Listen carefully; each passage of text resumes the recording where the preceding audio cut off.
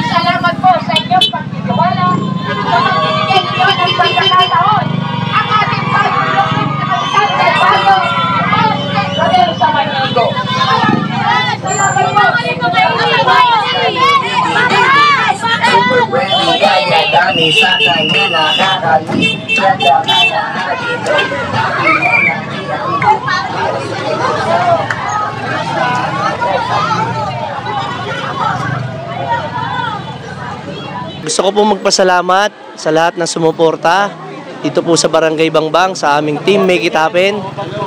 And also sa mga kagawad ko po na hindi naman pinalad. Although dalawa po ang nakapasok sa atin, marami pong paraan para makatulong tayo sa barangay natin. Andyan pa rin naman ang grupo natin, sama-sama pa rin tayo sa pagtulong sa Barangay Bangbang. Sa mga sa mga katunggali, yung mga katunggali natin, sa mga nakalaban po natin sa politika, tapos na po ang politika ngayon sa Bangbang. Sama-sama po natin yakapin ang bagong Bangbang.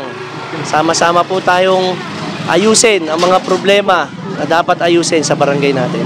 Siyempre, masayang-masaya. Actually, hindi pa siya nagsisink in sa akin ngayon. And nagpapasalamat ako sa mga kabarangay ko dito sa Bangbang, sa kanilang tiwala, support at pagmamahal po sa Team Make It Happen. Sa aking mahal na kapitan, kay Chief Rodel Samaniego, ang aking sobrang pasasalamat sa kanya.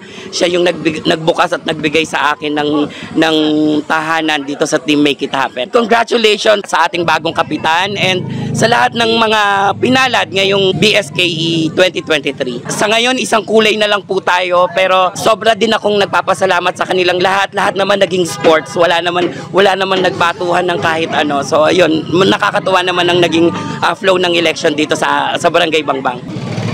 Sobrang higpit nung nilaban kasi pang-pitong ako. Talagang kagabi hopeless na ako. Sabi ko, kasi taas baba ako sa 7 and 8, and sabi ko baka tanggapin ko na talagang hindi ako makakapasok. Pero kaninang umaga, kinalabog ako ng mga supporters natin. Kinatok nila ako sa bahay, sinabi nila na nakapasok ako and ikaw yung pang-pito, and sobrang thankful ko na hindi ko in-expect na makakapasok pa ako bilang konsehal o bilang kagawad ng barangay. Siguro ang laki ng pasasalamat ko sa kanila kasi hindi nila binitawan yung laban ko na akala ko tapos na. And syempre, yung dasal na binigay nila para sa akin, yung dasal ng pamilya ko, sobrang nakatulong yon. Talagang binigyan nila ako ng lakas ng loob at sobrang pasasalamat ko na lang talaga sa kanilang lahat. Syempre, ready na. Inaantay na lang natin talaga na magsimula na ang pagtrabaho natin sa barangay. Kasama si Chief Rodel, kasama si RSB, talagang handa na kaming isagawa yung mga programa at plataforma namin. Maraming salamat po sa lahat ng bumoto, sa lahat ng nagbigay ng tiwala nila sa akin. Maraming salamat po sa walang sawa niyong pagsuporta sa Team Make It Happen. And asahan niyo po na pagdating po namin sa barangay, talagang mararamdaman niyo po ang pagbabago sa Bambang.